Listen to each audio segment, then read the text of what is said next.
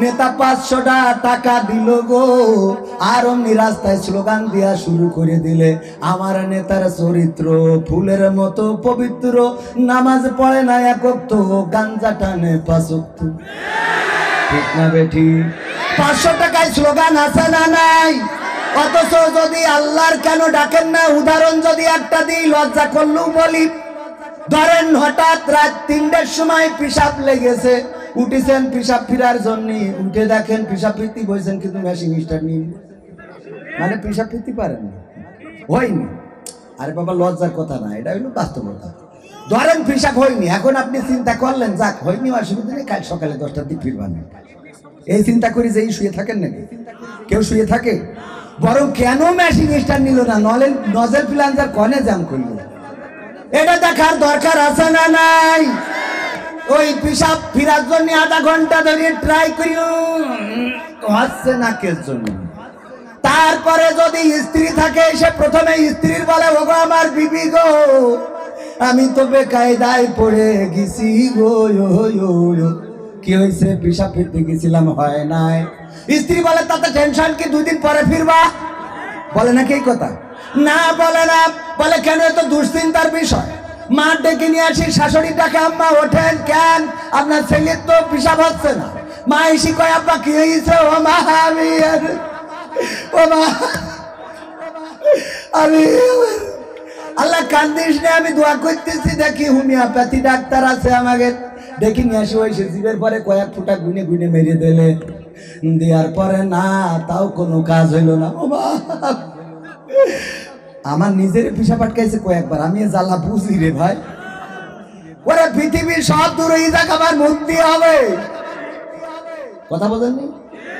বললাম যে ও মা আমি শেষ, কি করতে হবে? এলাপতি ডাক্তারে ডেকে নিয়ে আসো। ওই সাথে মিটার প্রেশার মেশার বেপেতে 2-3টা ইঞ্জেকশন টন মারলো, তাও হইলো না। এবারে মা বললো যে অসুবিধা নেই, তুমি অসুবিধা নেই, এই মাসে না হয় আগামী মাসে ফিরবা। বলে নাকি? না, বলে 999 ফোন দিয়ে অ্যাম্বুলেন্স ডাকো, 999 ফোন দেওয়া হলো, অ্যাম্বুলেন্স আসলো, ভাড়া 3000 টাকা, মাগুরা সদর হাসপাতালে নিয়ে গেল গো। ডাক্তার বললো তোমার 10টা টেস্ট করতে হবে। বললো টেস্ট যাব 10 টাকা, তুই 20 কর, যে কটা মনে চাই টেস্ট কর, আমার মুতা লাগবে নাকি? এই কথা খারাপ লাগছে?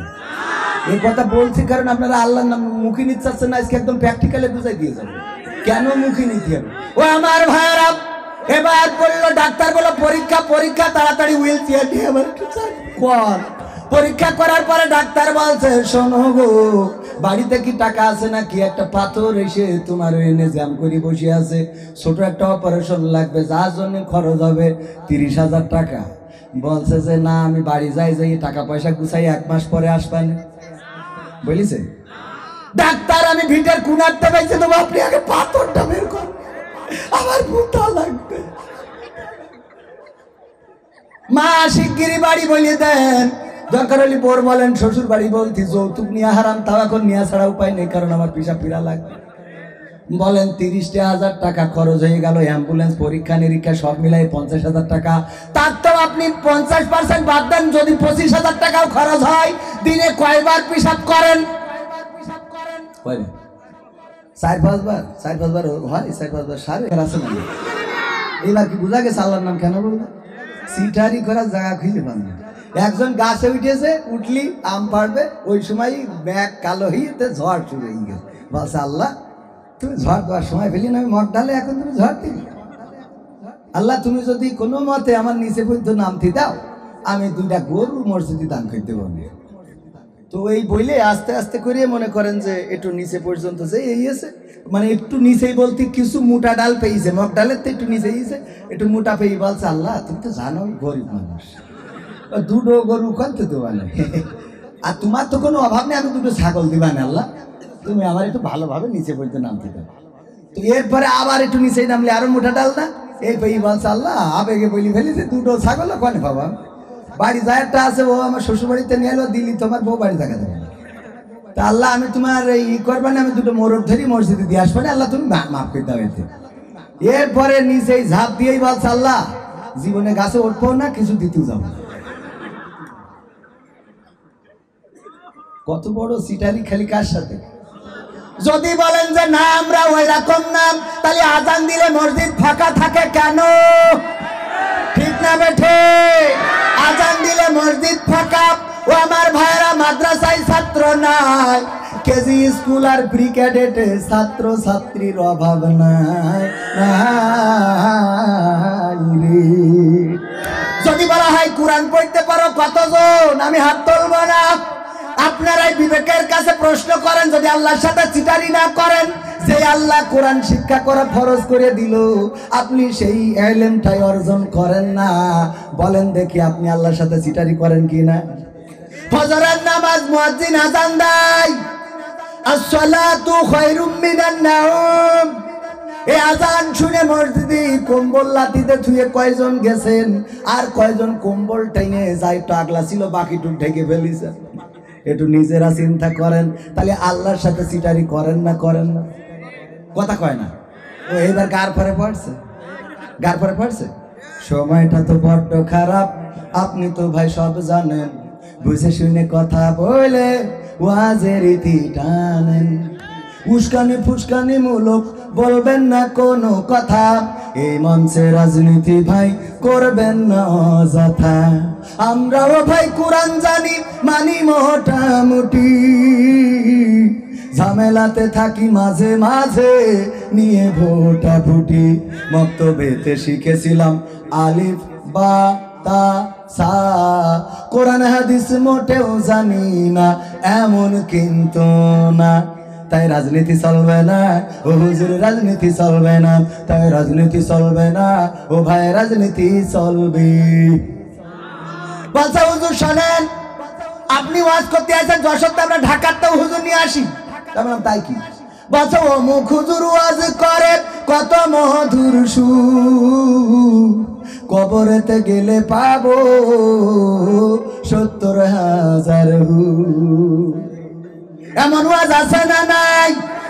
হুরপরির ওয়াজ করলে কি কোনোদিন পেদানি খাওয়া লাগবে? না লাগবে না, লাগবে না। এই জন্য বলছে অমুক হুজুর ওয়াজ করিল কত মধুর সুর, কবরেতে গেলে পাবো ৭০,০০০ হুর। অনেক দোয়া আছে পড়লে কোটিতে সওয়াব, সারা জীবন পাপ করিলেও পেয়ে যাব মাপ। বাপ দাদার নাজাত দিতে করেছি ৪০, আমার বেলায় ৪টা গরু গোয়াল ঘরে পুষা। আমিও ভাই কিছুটা জানি, মানি না তা না, ছোটবেলায় শিখেছিলাম আলিফ বা তা সা। তাই রাজনীতি চলবে না ও হুজুর, রাজনীতি চলবে না, তাই রাজনীতি চলবে না ও ভাই, রাজনীতি চলবে। এবার বলছে হুজুর শোনেন, আপনি মনে করছেন আমরা জানি নে, মানি নে, না মানি। বলেন কি মানেন? বলছে হুজুর মিলাদ করি, কিয়াম করি, যাই বাবার মাজারে, হয়তো একটু বিড়ি টানি মুহাম্মদপুরের বাজারে। মিলাদ করি, কিয়াম করি, যাই বাবার মাজারে, হয়তো একটু বিড়ি টানি গিয়ে যে বাজারে। ফজর নামাজ হয় না পড়া, থাকি তখন নিদে, আল্লাহর কসম হয় না কাজা নামাজটা 2 ঈদে। হ্যাঁ আছে না নাই? 2 ঈদে নামাজ কাজা হয় না। আবার আমি ছেলে নিয়ে গেলাম চাঁদ দেখার জন্য, দেখলাম আকাশে মেঘলা, চাঁদ দেখা যাচ্ছে না। বললাম খুকা চল বাড়ি চল, টেলিভিশন খাটাবানে, খাটাই দেখবানে। ওমা টেলিভিশন খাটাইছি, দেখি টিপিতে বলতেছে আগামীকাল ঈদুল আজহার জানাজার নামাজ হবে 9টায়। ঈদুল আজহার কেন নামাজ? জানাজার নামাজ কটায়? 9টায়। আমার ছেলে বলছে আব্বা জানাজার নামাজ পড়তে হবে কেন? ও তো মরি গেলি পরে। আমি বলছি ঈদও মরি গে, এটা মরা সারা। হুজুর মিলাদ করি, কিয়াম করি, যাই বাবার মাজারে, হয়তো একটু বিড়ি টানি মাগুরার বাজারে, ফজর নামাজ হয় না পড়া, থাকি তখন নিদে, আল্লাহর কিরে হয় না কাজা, নামাজটা 2 ঈদে, নিয়মিত চেষ্টা করি পড়তে জুম্মা নামাজ, সেদিন শুধু হয় না পড়া, যেদিন থাকে কাজ, 3টা জুম্মা করলে কাজা, মুসলিম থাকে না। এই হাদিসটা ভালো করে আমার আছে জানা, তাই রাজনীতি চলবে না ও হুজুর, রাজনীতি চলবে না, তাই রাজনীতি চলবে না ও ভাই, রাজনীতি চলবে। তারপরে বলছে হুজুর শোনেন, কোরআন শরীফ সব পড়িছি, এ মাথা ও মাথা পৃষ্ঠা উল্টাই উল্টাই পড়ি, আমি পড়ি, আমার বউ পড়ে, আমার মা পড়ে, বাবা পড়ে, শ্বশুর শাশুড়ি সবাই পড়ে, কিন্তু হুজুর জিহাদ মিহাদ কোথায় আছে দেখিনি কোনখানে, দরগা পীরের মাজার আমার অনেক বেশি টান রে বাবা, অনেক বেশি টান আছে না নাই? জিহাদ মিহাদ কোথায় আছে কেন পাই নাই? কথা কয় কয় ঠিক? ওরে বাবা ঠিক গতি কইনি, বলছে কেন পাই নাই। কোয়ানে ঠিক কইতে এ খালি জেনারেশনে মারি দিলি হয়ে গেল না? কেন পড়িয়েছে কিন্তু বোঝে নাই, বোঝে নাই কি? এক উদাহরণ দিই, আব্দুল আলামিন ভাই দিছিল, বলবো বলবো? সময় বড় অল্প, এই অল্প সময়ের মধ্যে যতটুকু পারা যায় ততটুকু বলে যাব। শোনেন, আমাদের আব্দুল আলামিন ভাই বলছে আপনাদের এখানে এক মসজিদের ইমাম ছিল একটু ন্যাংড়া খুড়া, কি বলে ন্যাংড়া, এই ন্যাংড়া আর একজন মুসাল্লি ছিল, চোখে একটু কম দেখে, চশমা কাড়ি নিলে দেখতে পায় না, তাই ওর বলে কানা।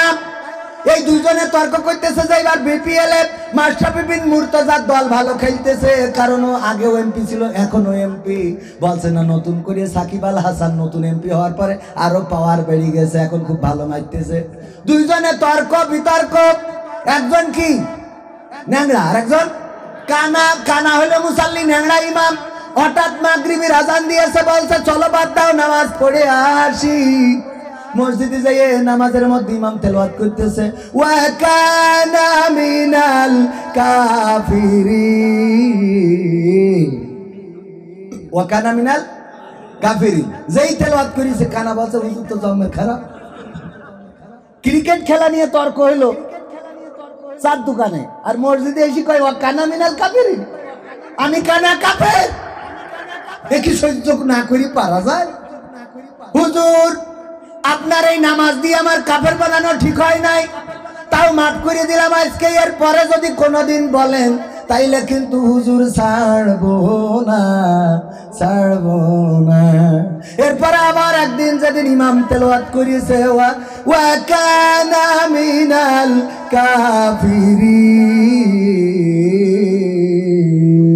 কানা বলছে হুজুর আগের দিন বলেছেন আমি মাফ করে দিতেছি, আপনি তো হুজুর, কিন্তু আজ আবার বললেন এক ক্রিকেট খেলা নিয়ে আপনি কয়দিন কাফের বানাবেন? আর আমার বউ মুরগি জবাই করে কিডনি ফুসফুসে খুলে আপনার খাওয়ায়, আর আপনি আমার বলেন আমি কানা কাফের। আপনি হুজুর আপনার পড়ার অধিকার আছে, এটা ঠিক, কিন্তু আমি তো মুসল্লি, আমারও লুকমা দেওয়ার অধিকার আছে। আজকে আমি লুকমা দিচ্ছি, আল্লাহু আকবার। ওয়া ন্যাংরা মিনাল ফাসিকিন, ওয়া ন্যাংরা মিনাল, তাহলে কি ও কোরআন বুঝেছে? আল্লাহর ওলি।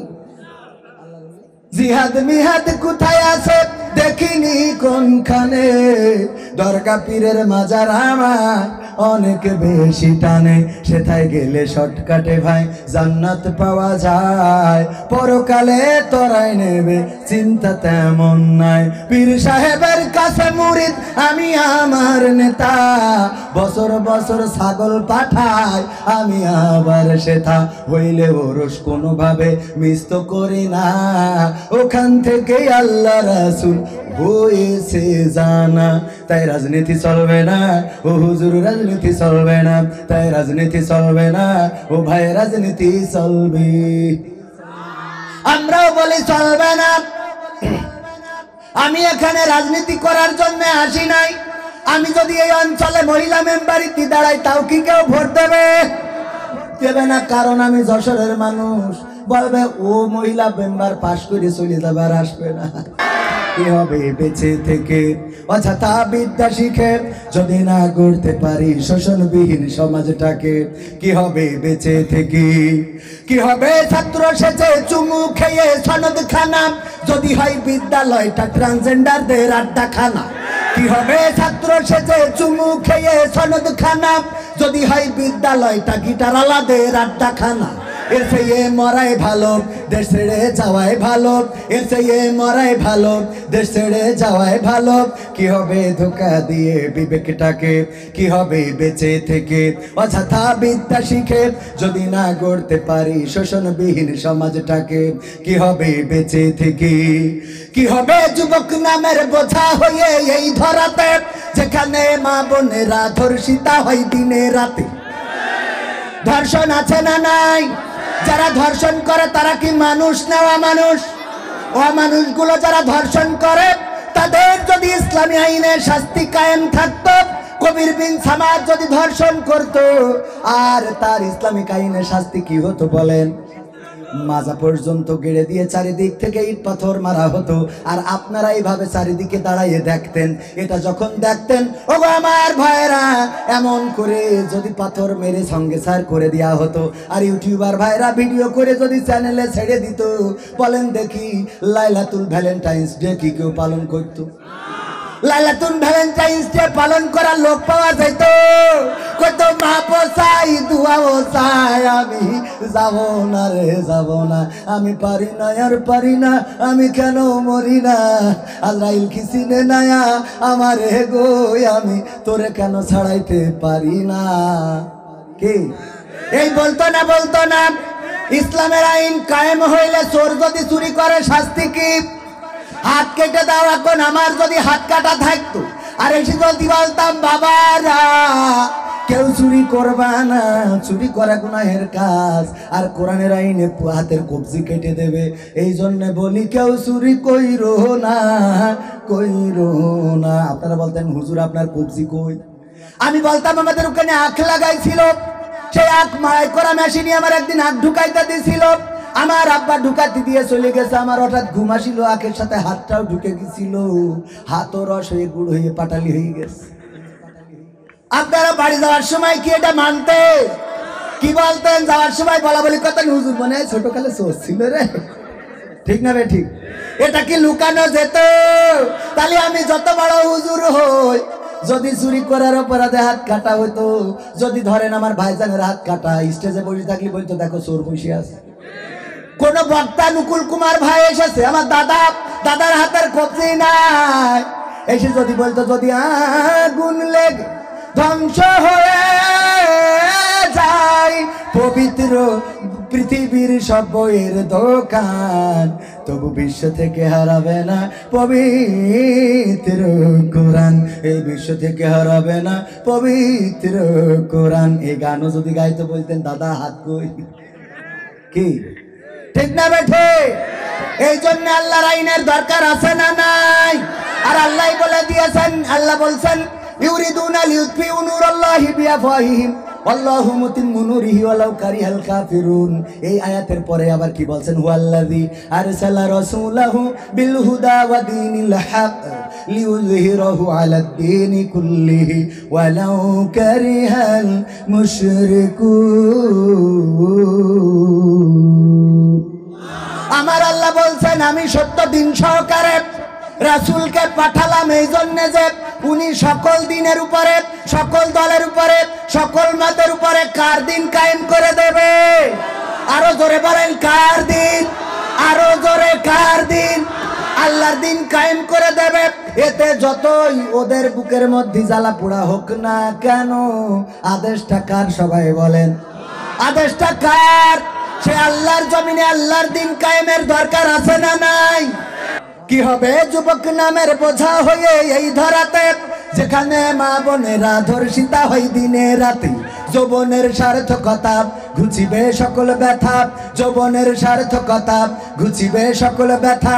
পারো যদি বলি দিতে মানুষ রূপী পশুটাকে, পারো যদি বলি দিতে মানুষ রূপী পশুটাকে, কি হবে বেঁচে থেকে অযথা বিদ্যা শিখে যদি না গড়তে পারি শোষণবিহীন সমাজটাকে, কি হবে বেঁচে থেকে। কি হবে লেখালেখি কলমবাজির ওই মহড়া, সমাজের আসল চিত্র যদি না যাই তুলে ধরা, কি হবে টিভি চ্যানেল সাংবাদিকের এই ক্যামেরা, সমাজের আসল চিত্র যদি না যাই ভিডিও করা। যদি ওই ঘুষের বলে কলমটা উল্টো চলে, যদি ওই হ্যালো কলে এই হ্যালো, যদি ওই হ্যালো কলে ক্যামেরা উল্টো বলে, তবে কি যাবে রোখা দুর্নীতিকে, তবে কি যাবে রোখা দুর্নীতিকে, কি হবে বেঁচে থেকে অযথা বিদ্যা শিখে যদি না গড়তে পারি শোষণবিহীন সমাজটাকে, কি হবে বেঁচে থেকে। কি হবে আলেম হয়ে ইমাম সেজে মসজিদেতে, পারো যদি সত্য কথা উচ্চ স্বরে না বলিতে। এত আস্তে বললেন কেন? সত্য বললাম না মিথ্যা? সত্য বললে আওয়াজ দেওয়া যাবে না যাবে না? কি হবে আলেম হয়ে ইমাম সেজে সমাজেতে, পারো যদি সত্য কথা উচ্চ স্বরে না বলিতে।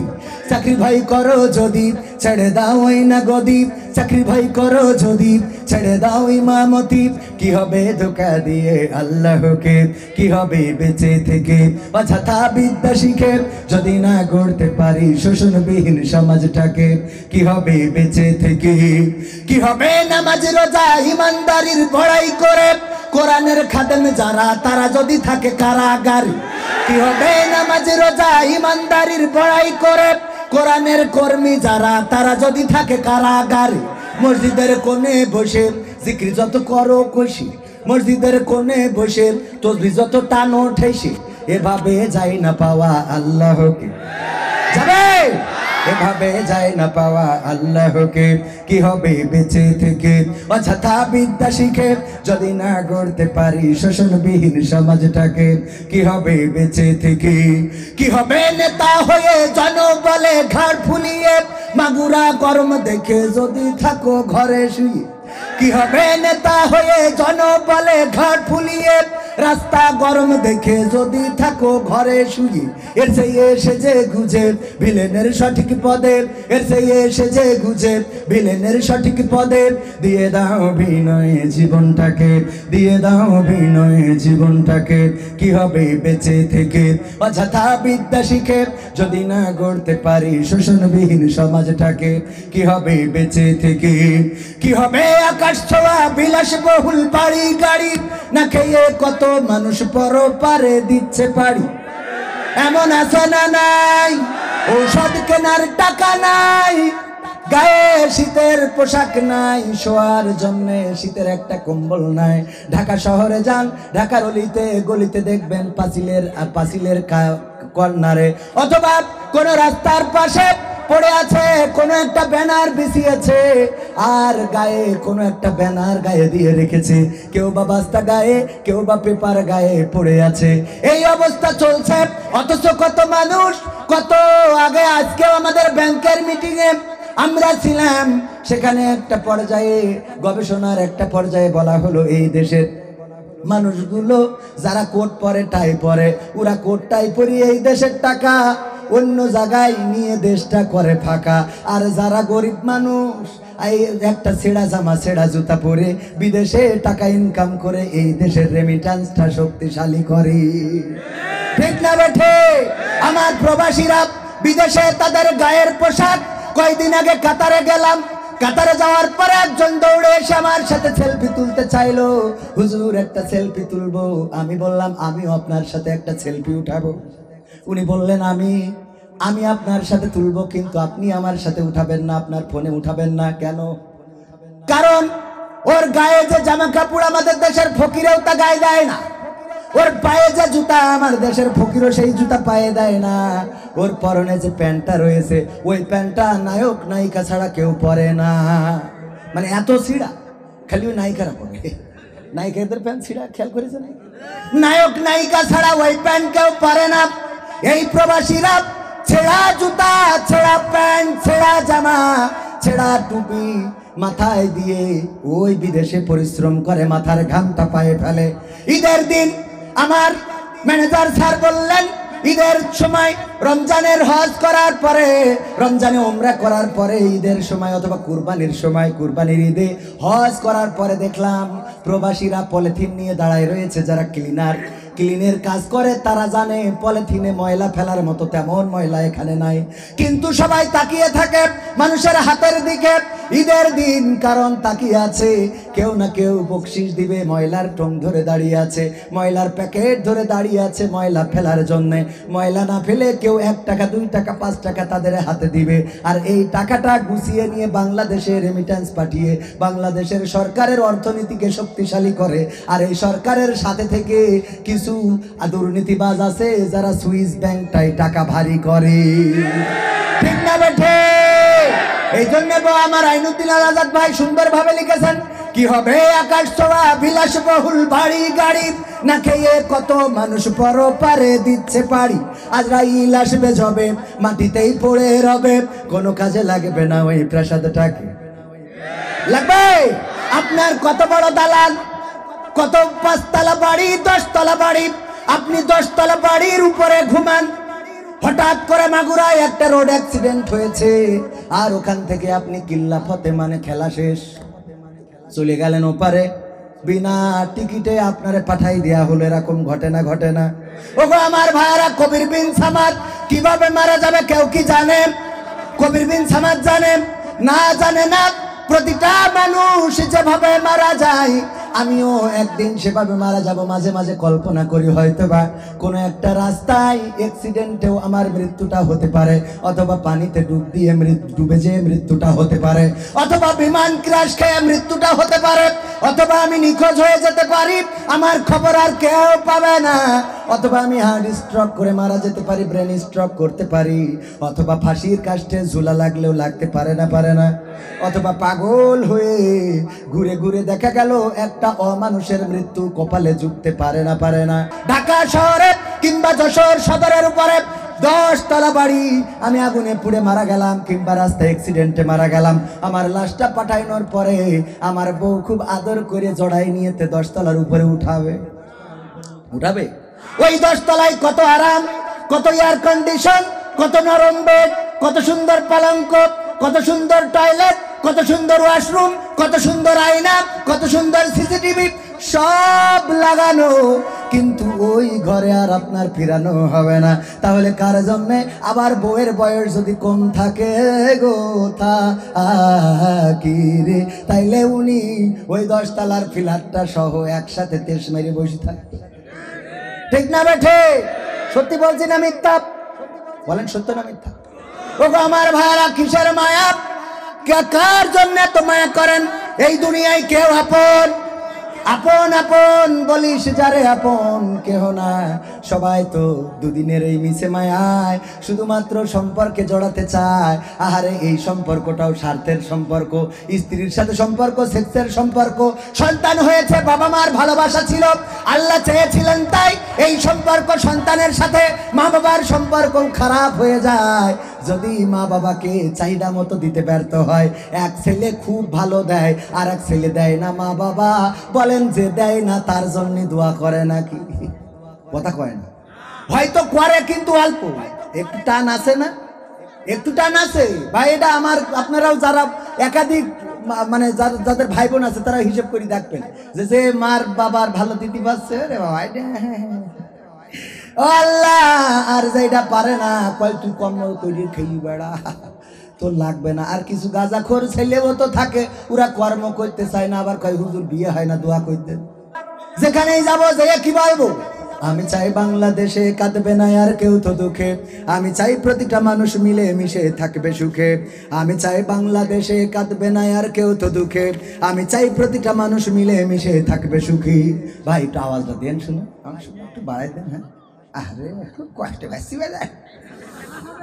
আমি চাই ভিক্ষুক হয়ে ঘুরবে না কেউ কারো দ্বারে, আমি চাই কাটবে না রাত কখনো কারো অনাহারে, আমি চাই ভিক্ষুক হয়ে ঘুরবে না কেউ কারো দ্বারে, আমি চাই কাটবে না রাত কখনো কারো অনাহারে, আমি চাই মাজলুমেরা ফেলবে না আর চোখের পানি, আমি চাই কোটের দ্বারে কাঁদবে না বিচারের বাণী, আমি চাই মাজলুমেরা ফেলবে না আর চোখের পানি, আমি চাই কোটের দ্বারে কাঁদবে না বিচারের বাণী, আমি চাই বাংলাদেশে কাঁদবে না আর কেউ তো দুঃখে, আমি চাই প্রতিটা মানুষ মিলে মিশে থাকবে সুখী, আমি চাই ধর্ষিতা বোন কাঁদবে না আর অন্ধকারে, আমি চাই ধর্ষকেরা ভালো হবে তওবা করে, আমি চাই ধর্ষিতা বোন কাঁদবে না আর অন্ধকারে, আমি চাই ধর্ষকেরা ভালো হবে তওবা করে, আমি চাই অধিকার নিয়ে খেলবে না কেউ সিনিমিনি, আমি চাই বুঝবে সবাই থাকবে না কেউ চিরদিনই, আমি চাই অধিকার নিয়ে খেলবে না কেউ সিনিমিনি, আমি চাই বুঝবে সবাই থাকবে না কেউ চিরদিনই, আমি চাই বাংলাদেশে কাঁদবে না আর কেউ তো দুঃখে, আমি চাই প্রতিটা মানুষ মিলে মিশে থাকবে সুখী, আমি চাই সাংবাদিকে সত্য কথা লিখুক সবে, আমি চাই চ্যানেলগুলো সত্য প্রচার করুক হবে, আমি চাই সাংবাদিকে সত্য কথা লিখুক সবে, আমি চাই চ্যানেলগুলো সত্য প্রচার করুক হবে, আমি চাই দাদার দেশের চ্যানেলগুলো বন্ধ হবে। আরেকটু জোরে, আরেকটু জোরে। আমার মা বোনেরা এটা রাগ করবে না, করবে না, কারণ ওদের হাত থেকে যা মন চাই নিতে পারেন। বাচ্চার দুধ খাওয়াতে যেয়ে কখন মুখ ঘুরে পাশা সামনে টের পায় না, ফিডার ধরে রাখে উকেন, কিন্তু সিরিয়ালের উকেন থেকে চোখ টানা আমেনারি। মা বোনেরা আছে, ওদের জন্য কিছু কথা বলার দরকার আছে না নাই? বলার দরকার, কারণ মা বোনেরাই তো একদম শেষ করে দিচ্ছে। বাজারে গেলি মা বোনদের জন্য আমরা যখন যাই, ফেরান লাভলির দোকানে যেয়ে বললাম ফেরান লাভলি দাও, বলছে হুজুর কোনটা নেবেন, আসলটা না নকলটা? বললাম আসলটাই দেন। হঠাৎ করে যেই দুইজন মহিলা এসে বলছে হুজুর সরিয়ে দাঁড়ান, আমি বললাম সরিয়ে তো দাঁড়াবো, আগে ফেরান লাভলিটা দাও, তারপর নিয়ে চলে যায়। বলছে কি আপনার মুখি দাড়ি, ফেরান লাভলি ঘষবেন কনে? বললাম দাড়ি না হয় আমার মুখে উঠেছে, আমার বোধ তো আর ওটা নাই, আমি না মাখি বউ মাইক পানে। বলছে হুজুর একটু সরি দাঁড়া, মহিলাদের সাথে যদি ঘেঁষা লাগে গুনাহ হবে। ও বাবা, হাদিস দিয়ে আমিও আমার হাদিস, তার মানে হইলো মহিলা দোকানে আসলে ওর ব্যবসাটা ভালো রে। আর এখন বাজারের অধিকার সব মহিলাদের, বিদেশ থেকে টাকা পাঠায় আর সেই টাকা ব্যাংকের তুলে ওরে র্যাম ড্যাম দেখে কিনা ভানাসি ব্যাগ একটা থাকে রে, ওই ভানাসি ব্যাগ নিয়ে হেলে দিলে বাজার করে মন খুলে আসে। আবার বাজার করার জন্য বল্টুরে ফোন দেয়, বল্টু অনেকদিন ধরে আসো না। সত্য না মিথ্যা? আহা, মা বোনদের কি বলবো, মেয়ে প্রতিদিন কোচিং এ যায়, শুক্রবারও বন্ধ নেই, বৃহস্পতিবারও বন্ধ নেই, মহরমও বন্ধ নেই, 14ই ফেব্রুয়ারি ভ্যালেন্টাইন্স লাইলাতুল ওই দিনও বন্ধ নেই, ওর প্রতিদিন কোচিং আছে। আবার যে আর এক বুর কাছে বলে অপু তোর মেয়ে কোচিং করে, তাহলে আজ শুক্রবার না, তো বলছে আল্লাহ তোর মেয়ে মনে হয় অত লেখাপড়ায় বেশি যত্নশীল, আমার মেয়ের শুক্রবারেও কোচিং যায়। হঠাৎ করে 3 দিন ধরে মেয়ের খোঁজ নেই, এসে বলছে বাবু মেয়ের পাচ্ছি না। বলছে কেন? বলছে 3 দিন ধরে সে আর বাড়ি আসেনি। বলছে দেখো কনে কোচিং করে বেড়াচ্ছে, ঠিক না বেঠে? ওর কোচিং বন্ধ হয় না কেন? ও তো কোচিং করতে যায় না, স্যার ছুটি কাটাতে কক্সবাজার গেছে, ও অমনি আর একজনের সাথে। সত্য না মিথ্যা?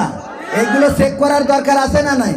এইগুলো চেক করবে না। এবার এই যুবকদের নষ্ট করে, এরা ভালো মানুষ সরল সোজা, হঠাৎ করে বাপের পকেটে টাকা চুরি করি কক্সবাজারে। এই ভালো মানুষটাকে চোর বানাইছে কিনা ওরা না? 14ই ফেব্রুয়ারি বলি দিয়েছে তুমি যদি আমার 3 পিস না দাও তাহলে বলে আমি আবু মেম্বারের ছেলের সাথে বলে লাইন মারবো।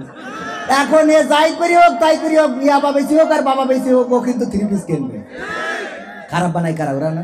আমার এই সোনার ছেলেগুলো কত সুন্দর, কত ভালো মানুষ, এগের চরিত্র দেখো দিলি, আর এগের এইভাবে নষ্ট করতেছে, এখানে সেখানে। আরে বাবা হোটেলে নিয়ে গেছে, এবার এই করি করি উল্টো পাল্টা করি, এবার যখন বিয়ে করে না সেই অমনি কাউন্সিলে যে আমার ধর্ষণ করেছে, পাকা মুখ একা একা ধর্ষণ করলে। আমি তো চিন্তা করি ও ধর্ষণ করি না, তুই ওর করি নষ্ট করেছিস, এটা কি ডাকে? সত্য না মিথ্যা? চরিত্রটা তেজ মেরে দিচ্ছ তোমরা, পড়ি পড়ি দোষ আমাদের, মামলা খালি আমরা, কেস খালি আমরা, বউ ছাড়তে গেলি সমস্যা আমাদের, বউ তালাক দিলেও টাকা দিতে হবে, না দিলেও তোমরা পরকিয়া করি বেড়াবা, তো ওরা কিনা সহ্য করবে? কথা কয় না। সত্য না মিথ্যা?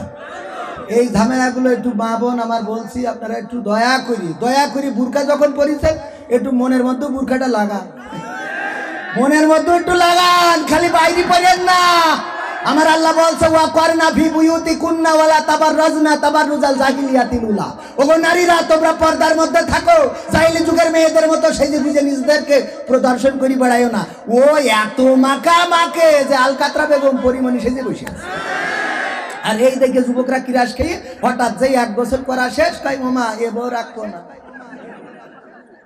হ্যাঁ, তবে এখন কিছু ডিজিটাল ফুলাপানিরা আবার ভালো, এরা শিক্ষিত হয়ে গেছে। এরা চেহারা দেখার আগে পাত দিকে তাকায় দেখে যে নেটওয়ার্ক আছে কি সব জানে। এই জন্যই তো যুবকদেরও ছিল। ও বাবা, এখন মসজিদে দেখি কয় এই যুবক, এই তুই পিছনে দাঁড়া। আর ও বলো যৌবন খালি সিগারেট মানে হুক ওঠে নিছ। ও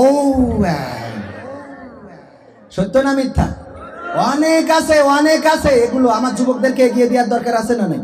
এই মাহফিলে প্রচুর একটা খরচ, অনেক খরচ আছে না খরচ।